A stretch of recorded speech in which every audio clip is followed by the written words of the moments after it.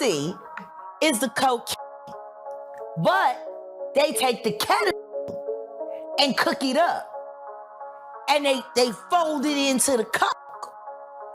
And this is what she wrote to her: if I wanted you to blank, Diddy would have had you on your knees. He would get other girls to try to convince this guy, put him in a situation with other girls so he could do whatever he wanted to do with them.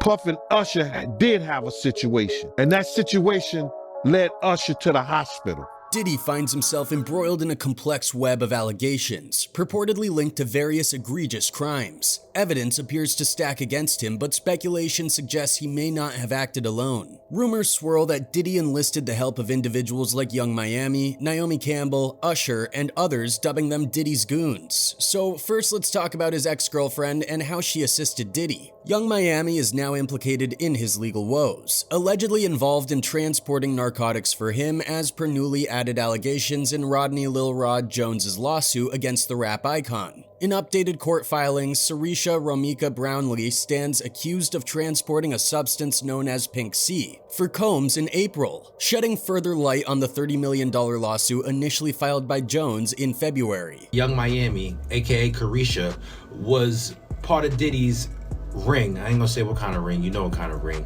Know what I mean? That Young Miami was transporting pink powder to the diddler. In 25 additional pages appended to Jones's submission obtained by The Hollywood Reporter, the lawsuit alleges that the 54-year-old had a preference for a substance referred to as Pink C, 2CB, or 2C, described as phenylethylamine 2CB. This compound is purportedly a blend of ecstasy and C. Diddy allegedly procured these Ds from Brendan Paul, identified as Diddy's alleged D courier, who was recently apprehended. However, in instances where Paul failed to deliver the narcotics, Diddy purportedly turned to Brownlee as an alternative source, according to the supplemental details in Jones's lawsuit. People was calling it 2C, that's calling it the Tunchi. I didn't know which one it was. So I talked to my drug guy, and my drug guy filled me in. And then it made perfect sense. XXL Magazine was the initial source to report on the updates to the lawsuit. These editions mention rehearsals, presumed to be in preparation for the April 2023 Something in the Water Festival, curated by Pharrell Williams, held in Virginia Beach. It's noted that Diddy shared the stage with Pharrell during the event. Quote, plaintiff and the Combs Rico Enterprise were rehearsing for Something in the Westival, in Virginia. The court filing reads, according to the outlet. Plaintiff Jones personally witnessed Mr. Combs do a few lines of coke in his dressing room. Defendant Sean Combs wanted 2C, but Brendan forgot it, so defendant Christina Coram called Young Miami, who then brought it on the private jet from Miami. According to the lawsuit, the 37-year-old plaintiff alleges that the prominent figure in the fashion and music industries repeatedly essayed him during the period he was involved in working on his latest album, spanning from September to November 2022. Diddy purportedly engaged in unwanted advances, including groping the plaintiff's genitals and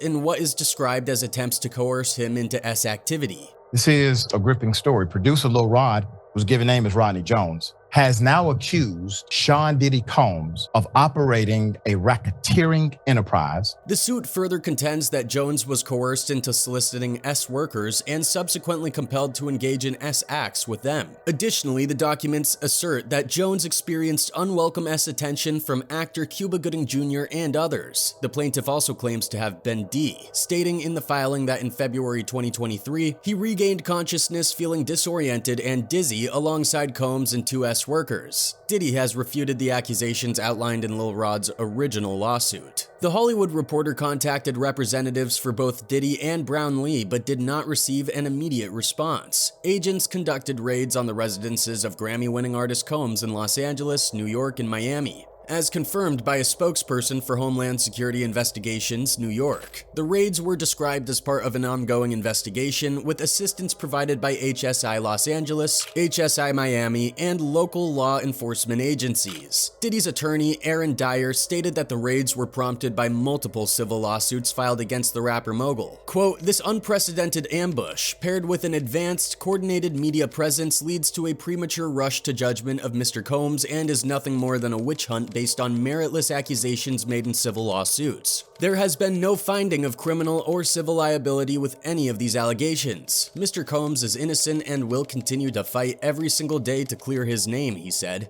The recent complaint marks the 5th legal action taken against the rapper since his former longtime partner and recording artist Cassie filed a lawsuit in November alleging SA.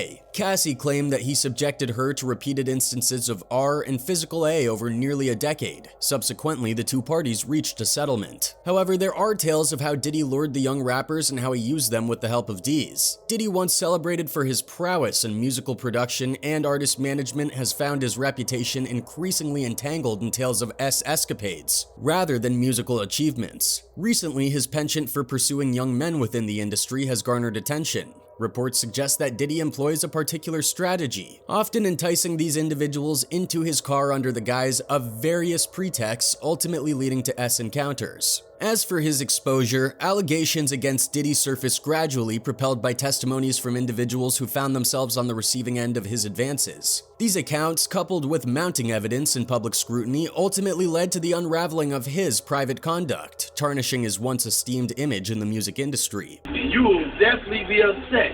You will definitely be upset because you will be outstudied, mother.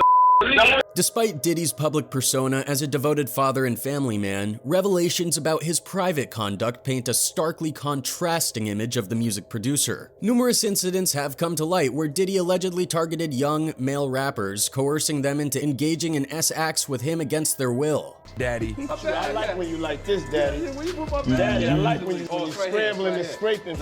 The rapper Jaguar recently recounted an unsettling incident involving Diddy and the singer Christopher Williams. According to her recollection, someone unexpectedly walked in on Diddy, catching him in the act of coercing Christopher Williams into performing oral S on him. It's one thing to perform S acts with doors unlocked, but Diddy was even more unashamed. He didn't bother stopping either. She walked in, the door wasn't locked, so she didn't think twice about just walking in, and when she walked in, she saw Christopher Williams performing out on Puff. Well, Diddy is a strange man and strange things turn him on. One of Diddy's alleged favorite things to do is to lure men into cars and making them have S with him. He did the same thing to rapper Method Man in LA allegedly. Method Man was sitting in a club in LA when Diddy approached him. Diddy must have been attracted to him because he then proceeded to hit on him in a rather weird way, supposedly. Instead of talking some more and then inviting Method Man to his place like a normal person, he decided to send someone else to trick him into sitting in the car, allegedly. Maybe this is like a game for Diddy and he enjoys putting these men in uncomfortable positions. Method Man wasn't the only man Diddy had sneakily tricked into an uncomfortable position, allegedly. Another rapper, Exhibit, has come forward with his horror story. Diddy allegedly invited him home for a good time and then took him clubbing, only to find out later that it was a very explicit club. Exhibit was partying and having a good time when he realized it wasn't the type of club that he thought it was. Diddy has never openly admitted to his attraction to men, but he's also unafraid of being caught acting his fantasies out. In fact, in private parties and events, he's very open with his sexuality. He has been involved with a lot of seemingly straight men along the years. In one of Will Smith's infamous parties, the famous gangster Keefe D had quite a bit of a shock. He never imagined Diddy with a wife and kids, and Tupac with his endless string of girlfriends would be interested in each other, but he alleges they were. Puff and Tupac was like a couple, seemed like to me. It was just a lot of weird shit going on. Even Diddy's former bodyguard admitted that the two men were often close to each other. Pac and Puff was like this. He has also hit on a lot of the straight artists in the hip-hop world, allegedly, such as 50 Cent. 50 Cent is not one to shy away from talking about his version of the truth. So when Diddy hit on him, you better believe 50 Cent was going to recall the whole story in the media. Okay. You're telling me we got to kick in this shit. He's like, yo, why don't we like go shopping this shit? I mean, like, I pay for it. And I was like, what the f this just say? Diddy has a reputation of taking his love interests shopping. Looks like shopping is his direct hint of letting the other person know that he finds them attractive and wants to sleep with them. So when Diddy offered to take 50 Cent shopping, he was rightfully taken aback. Luckily, 50 Cent was already at that point in his career where he didn't feel threatened turning down these aggressive advances by the hip-hop mogul. Diddy's former bodyguard also recalled some interesting stories where Diddy went shopping in an exotic bookstore with him. Gene Deal, his bodyguard, naively expected him to buy P magazines. But Diddy wasn't there just for P magazines. He ended up buying B-plugs. And then he picked like quite a few of them down. I'm like, okay. He put them in the bag. So when I went by there and I looked up there and it said plugs. And I was like, hey, yo. Not only this, Gene even once caught him having S with another young rapper in a hotel room. The two had come out of the room with just towels wrapped around each other. Even then, Diddy was unfazed and didn't seem to mind that Gene had seen them together. Puff and Ja Rule runs out the room. Puff got his towel, Ja grabbing his towel, but they butt the naked. Some believe that these allegations against Diddy aren't just baseless rumors either. In fact, he has even been questioned by federal investigators regarding him having S relations with underage boys. Most of these were young rappers that he allegedly forced into performing S with him because he had the influence to make or break their music careers. And for this, Usher's name has been quite in a stir. In previous years, there were rumors suggesting that Diddy had a purported relationship with Usher during Usher's teenage years. Allegedly, Diddy and Usher shared a bed when Usher was 15, while Diddy was in his late 20s. Despite Diddy's attempts to downplay the situation, many find it difficult to perceive any circumstances in which it would be considered appropriate for an adult like Diddy to share a bed with an adolescent, Usher. Usher look like he fresh off a goddamn plane.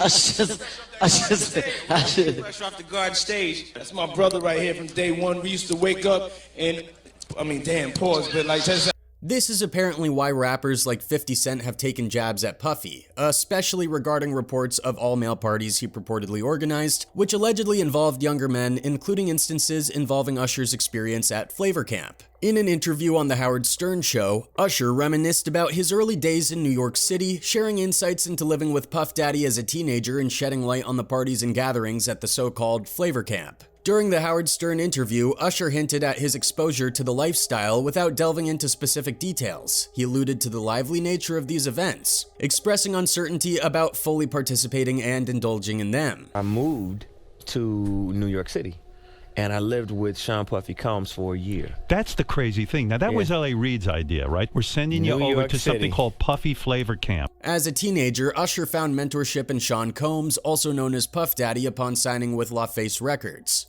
Relocating to New York at a young age to collaborate with Diddy, Usher blended work with social experiences under his mentor's guidance. Beyond their professional endeavors, Diddy allowed Usher to partake in his extravagant gatherings, aiming to infuse the young singer with a more edgy persona. In a 2011 interview, Usher, who currently mentors Justin Bieber, shed light on Diddy's desire for him to embrace a more edgy image. Reflecting on this experience, Usher acknowledged that while Diddy's vision may not have immediately led to success with his first album, it laid the groundwork for his enduring 18-year career. Furthermore, L.A. Reid, the CEO of LaFace Records, revealed that Diddy played a crucial role in persuading him to retain the young Usher on the label when considerations were made to drop the budding star. He said, quote, "I wanted to drop him. I wanted to be out of business with him. I broke his heart. I broke his mother's heart. It was a very tough period in both our lives," he added. Then someone said to me, "Don't be a fool. Don't sell your stock in Usher. He's still going to be a star. He's everything you thought he was the day you signed him," and that person was Diddy. Apparently, Usher has acknowledged participating in SO with Diddy when he was just 15 years old, a situation that is widely recognized as illegal in the United States and various other countries.